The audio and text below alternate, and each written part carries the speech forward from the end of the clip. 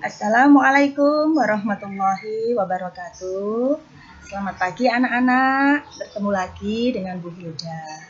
Alhamdulillah, kabar kalian di rumah bagaimana? Bu Hilda di sini dengan guru-guru yang lain alhamdulillah juga sehat. Kita mengawali pembelajaran di hari Senin ini ya sayang ya. Semuanya diharapkan Bu Hilda semangat ya. Harus tetap semangat. Sudah disiapkan dulu peralatan tulisnya, silakan diambil bukunya dan juga alat tulisnya.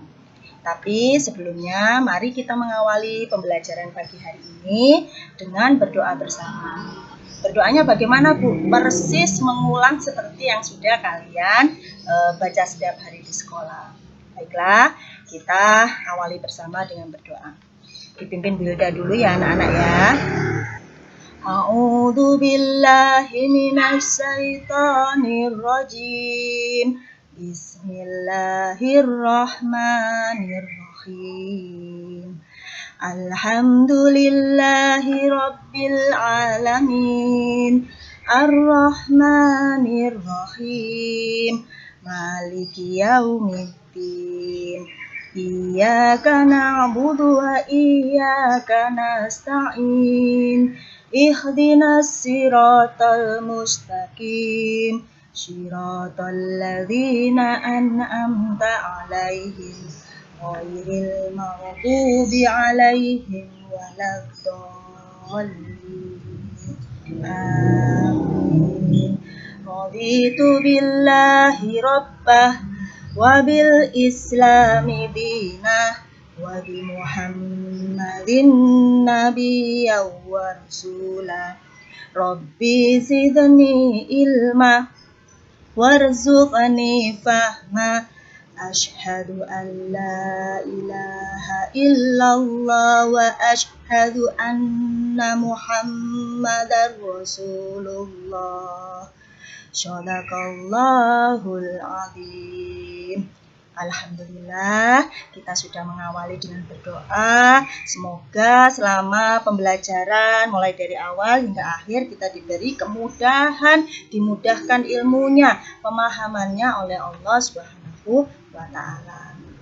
Oke, semangat. Sekarang kita mulai pembelajaran pagi hari ini. Sudah disiapkan anak-anak? Dikeluarkan ya buku tema satunya dengan judul Selamatkan Makhluk Hidup. Nah, yang dipelajari apa? Subtema 1 dulu, PB1. Oke. Nah, pada pertemuan kali ini kita akan mempelajari perkembangbiakan pada tumbuhan. Apa sih Bu perkembangbiakan itu? Perkembangbiakan itu adalah proses bertambahnya makhluk hidup. Jadi, semua makhluk hidup yang ada di dunia ini apa saja? Ada 3 sayang. Pertama yaitu manusia. Kedua yaitu tumbuhan. Yang ketiga adalah hewan. Supaya ketiganya ini bisa lestari, tidak habis, tidak punah, maka diperlukan yang namanya perkembangbiakan. Nah, sekarang yang akan kita pelajari yaitu perkembangbiakan pada tumbuhan. Oke. Perkembangbiakan pada tumbuhan dibagi dengan 2 bagian. Yang pertama yaitu perkembangbiakan generatif atau di situ biasanya kita sebut dengan cara seksual.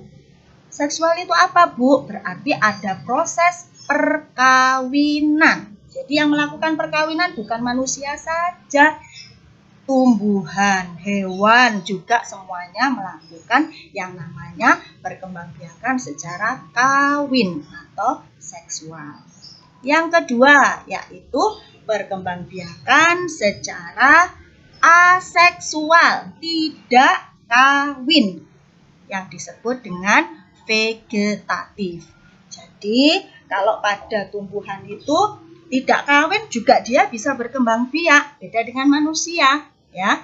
Kalau hewan tidak kawin dia juga bisa melakukan, nanti kita akan pelajari di pembelajaran yang lain. Kembali lagi pada perkembangbiakan tumbuhan. Nah, di situ. Generatif. Oh, berarti generatif itu apa? Secara kawin.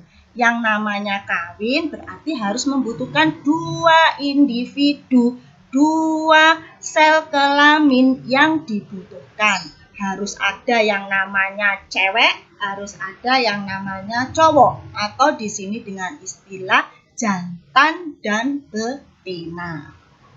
Sedangkan pada vegetatif di sini ada yang namanya alami dan vegetatif buatan. Alami itu apa? Secara alami tanpa campur tangan manusia, dia sudah melakukan perkembangan itu sendiri.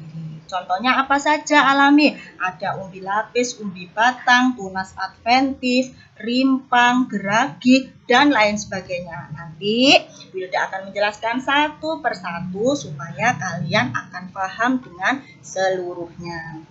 Vegetatif ada yang buatan. Oh, berarti Bu ya, kalau tak kawin itu ada yang dibuat. Iya.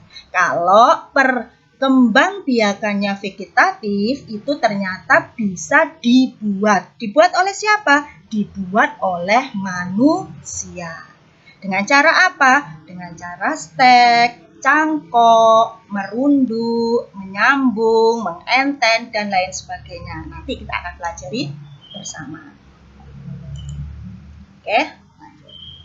Nah, di sini Wilda akan menampilkan sebuah video pembelajaran untuk proses perkembangbiakan generatif. Jadi kalian akan lebih paham apa yang sudah disampaikan Bu Hilda, dijelaskan lagi melalui video. Oke, check it out.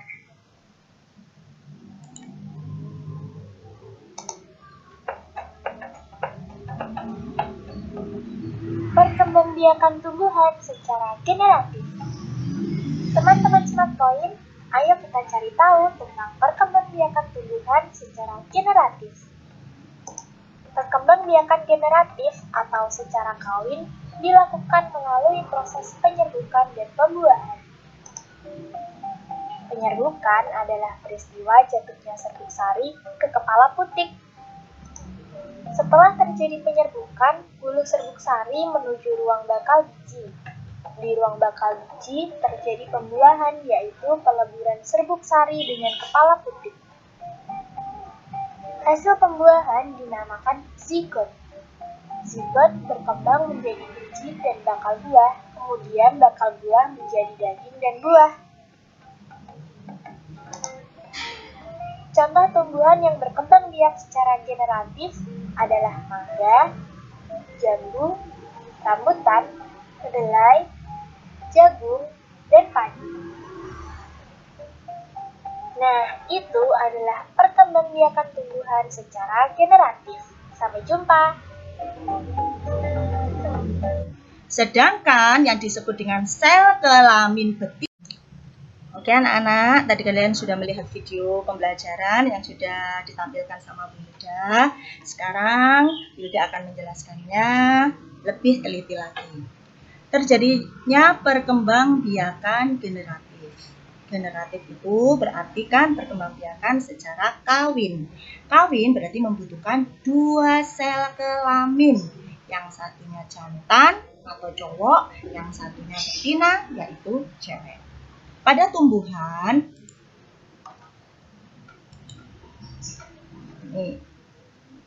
jika sel kelamin jantan bertemu dengan sel kelamin betina, maka akan terjadilah proses pembuahan. Nah, ini tunjukkan dulu sama Bu Hilda. Ini alat perkembangbiakan tumbuhan terletak pada bunga. Ini sayang ya, ditampilkan Bu Hilda gambar bunga. Di mana alat kelamin jantannya yaitu benang sari. Yang mana benang sari? Yang ini. Jadi benang sari itu terdiri dari tangga sari, ada serbuk sari. Sedangkan alat kelamin betinanya disebut dengan putik. Putik terdiri atas apa saja? Ada kepala putik, ada leher putik, ada hidung telur. Semua proses perkembangbiakan secara kawin ini ditandai dengan yang namanya jatuhnya serbuk sari di atas kepala putih. Jadi ada yang jatuh dari serbuk sari itu kepala putih. Itulah yang disebut dengan penyerbukan. Jika penyerbukan ini berhasil, maka akan dilanjut dengan proses pembuahan. Pembuahan akan berkembang menjadi biji. Nah, apa saja tumbuhan yang berkembang biak secara generatif, Bu Guru, anak-anak, apa? Nah, lihat saja gampangnya kalau kalian itu melihat buah, ya, melihat buah di mana buah itu ada bunganya, terus ada bijinya, berarti buah itu atau tumbuhan itu berkembang biak dengan cara generatif. Ciri-cirinya seperti itu gambarnya. Oh, berarti kalau rambutan, Bu, rambutan ada bijinya apa enggak? Ada, berarti dia secara kawin. Kalau mangga ada bijinya enggak? Ada. Oh, kawin lagi berarti ya generatif. Coba lagi, apa jambu ada bijinya enggak? Ada. Oh, berarti dia juga termasuk berkembang biaknya dengan cara kawin atau aseksual atau generatif. Lanjut Wilda lagi. Oke. Nah, ini bunga, ya. Di sini ada bunga. Bunga itu ada yang disebut dengan bunga sempurna, ada juga yang disebut bunga tidak sempurna. Apa Bu maksudnya Bu bunga sempurna dan bunga tidak sempurna? Bunga sempurna itu jika memiliki 5 bagian sempurna. Apa saja bagian itu? Ada mahkotanya, ada kelopak bunganya, ada dasar bunganya, ada kepala sari, dan ada kepala putih. Nah, 5 bagian ini. Ada mahkota, ada kelopak, ada dasar, ada benang sari, ada putih. Jika bunga ini kurang dari salah satu, loh kok tidak ada mahkotanya? Berarti tidak sempurna. Loh kok tidak ada putihnya? Misalkan ada benang sari saja. Pokoknya kurang dari salah satu ini maka disebut dengan bunga tidak sempurna. Kalau sudah lengkap berarti disebut dengan bunga sempurna. Oke. Jadi ini ya anak-anak ya, ini yang disebut dengan mahkota bunga itu yang ini, yang warna-warni. Kalau kepala sari, benang sari itu ya, kepala sari itu yang mentol seperti ini, bunder. Nah, kalau benang sarinya yang menempel di tangkainya sini. Nah, ini banyak biji-bijinya sedikit. Nah, kalau yang ini, yang atas ini yang disebut dengan kepala putih, sedangkan yang panjang ini disebut dengan tangkai putih. Nanti di sini adalah bakal biji, jadi bakal biji itu tempatnya di sini, dan ini adalah tangkai bunga. Lanjut. Oke. Nah, ini kalau dikupas lebih dalam lagi, struktur organ reproduksi bunga. Nah, sudah, ini tadi bentuknya ada daun bunga, ada benang sari, ada daun kelopak, tangkai dan sebagainya. Ini putih, kepala putihnya dilengkapi ya. Kepala putih ini tangkai putih, bakal biji dan ovula dan sebagainya. Next. Tadi sebelumnya kita mengulang lagi. Apa itu penyerbukan?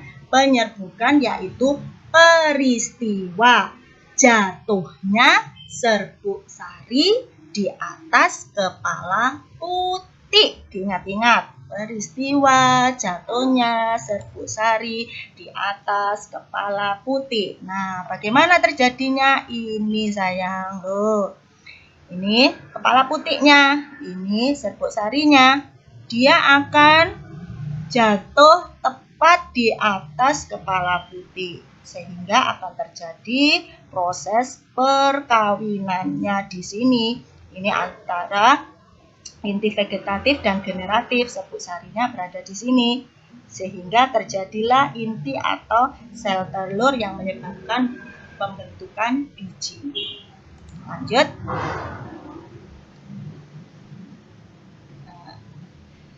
Apa saja faktor yang mempengaruhi penyerbukan? Ternyata di saat tumbuhan itu melakukan perkawinan atau penyerbukan itu ada beberapa faktor yang mempengaruhi. Antara lain ada 4 faktor. Yang pertama, penyerbukan itu bisa dibantu oleh angin. Yang kedua, penyerbukan itu bisa terjadi dengan bantuan hewan. Dan yang ketiga, penyerbukan itu bisa dibantu oleh manusia. Jadi kita bisa membantu penyerbukan pada tumbuhan. Dan yang keempat adalah penyerbukan bisa terjadi karena air.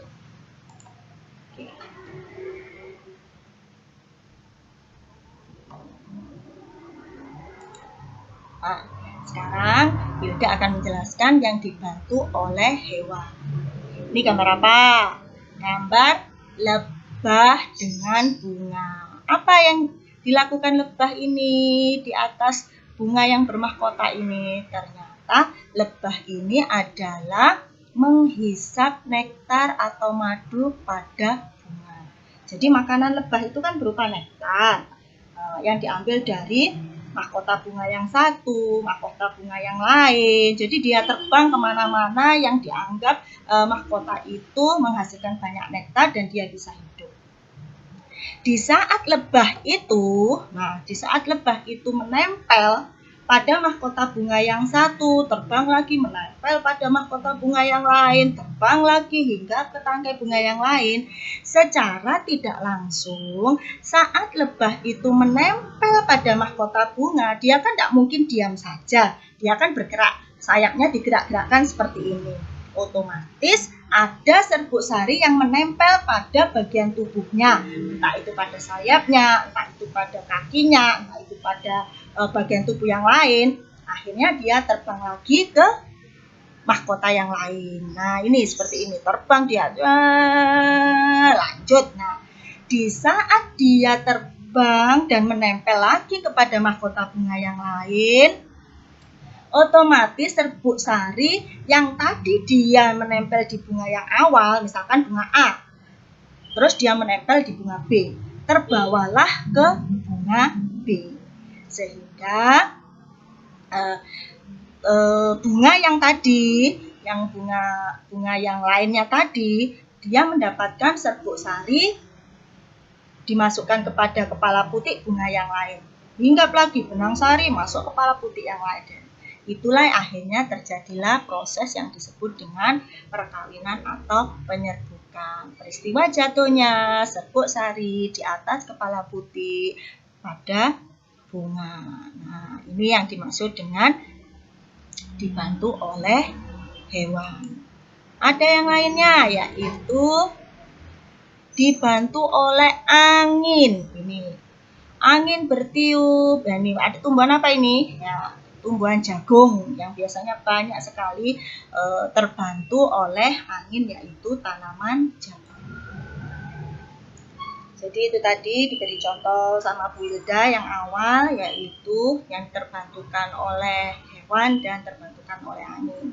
Sekarang ada 4 jenis penyerbukan. Ternyata penyerbukan pada tumbuhan itu ada 4 jenisnya, yaitu yang disebut dengan penyerbukan sendiri, penyerbukan tetangga, penyerbukan silang, dan penyerbukan bastar. Apa itu penyerbukan sendiri? Penyerbukan sendiri yaitu jika terjadi pada satu bunga. Jadi kepala putiknya yaitu serbuk sarinya ya dari bunga itu sendiri, tidak dari yang lain. Itu disebut dengan penyerbukan sendiri.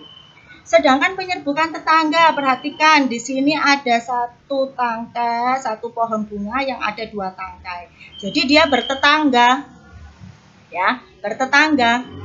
Tapi pada proses penyerbukannya, misalkan di sini dia serbuk sarinya kok tidak rontok-rontok. Nah, ternyata kok yang di atas ini lebih cepat serbuk sarinya terbang. Nah, saat terbang atau jatuh, dia jatuhnya ke bunga yang lain. Dan di sini otomatis bisa langsung melakukan penyerbukan atau perkawinan. Maka inilah yang disebut dengan penyerbukan tetangga. Tetap membutuhkan 2 sel kelamin, jangan lupa jantan dan betina, serbuk sari dan putih. Sedangkan pada penyerbukan silang ini adalah beda pohon. Jadi misalkan ini pohon A, ini pohon B, ya. Dia melakukan penyerbukan itu tadi, entah dibantu angin, entah dibantu hewan, dia melakukan serbuk sarinya lari ke tumbuhan lain, tetapi masih satu jenis. Nah, kalau ini masih satu jenis, entah itu sama-sama bunga mawar, misalkan bunga mawar dengan bunga mawar tapi beda pohon, bunga melati dengan melati tapi beda pohon. Sedangkan yang terakhir yaitu penyerbukan bastar. Ini perhatikan, lihat kan jenis bunganya berbeda. Nah, jadi kalau pada bastar ini terjadilah penyerbukan tetapi dengan jenis yang berbeda. Contohnya di situ yang ada di buku paket, lihat, yaitu cabai rawit. Nah, di situ dijelaskan, sebentar, Wilda buka di situ ya. Nah, penyerbukan bastar terjadi jika serbuk sari jatuh pada kepala putik yang berbeda jenis tetapi masih satu keluarga. Jadi masih satu keluarga. Misalkan keluarga apa? Keluarga cabai semuanya.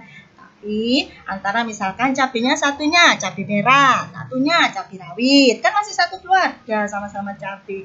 Itulah yang contoh yang di penyerbukan yang terjadi secara bastar. Lanjut.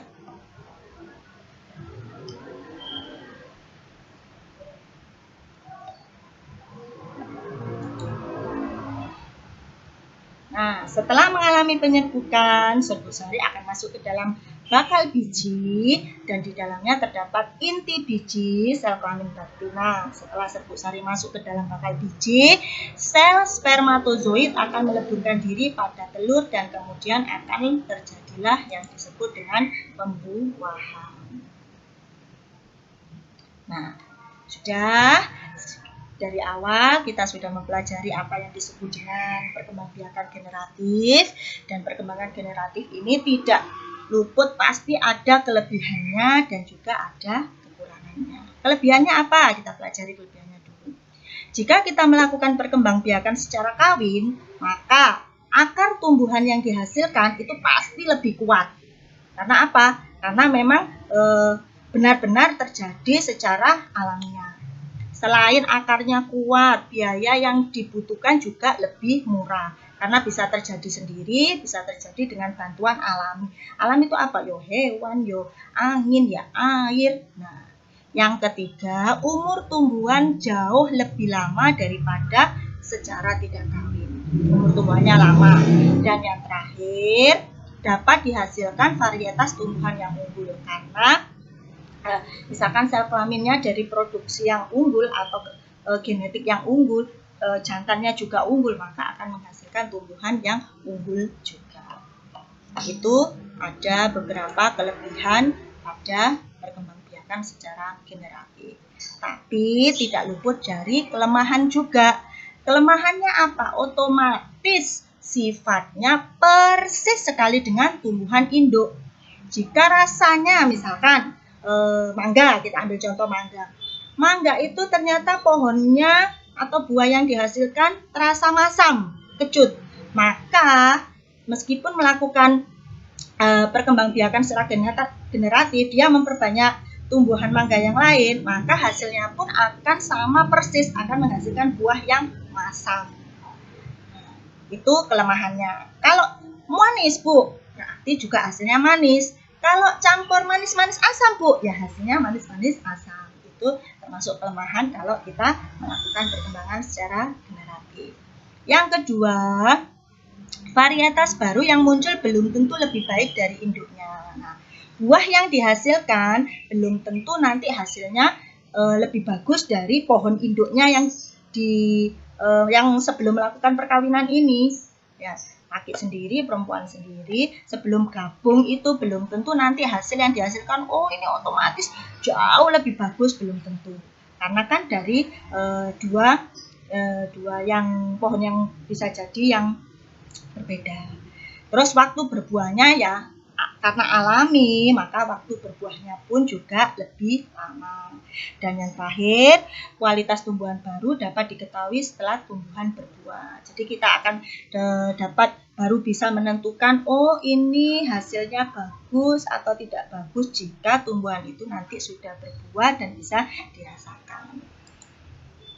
Nah, sekarang karena kita sudah mempelajari apa itu perkembangbiakan pada tumbuhan secara generatif, maka langkah yang kedua kita harus mencoba. Mencoba apa? Kita akan mencoba praktek menanam. Bisa dipilih ya anak-anak. Ada biji kacang merah, ada kacang hijau, dan juga ada biji jagung. Tujuannya untuk apa? Kita akan istilahnya mengamati perkembangan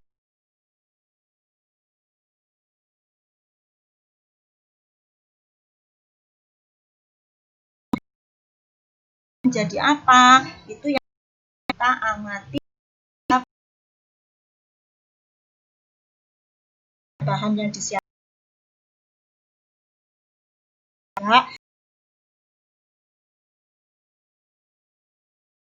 dan langkah-langkahnya seperti bagi kapas air, letak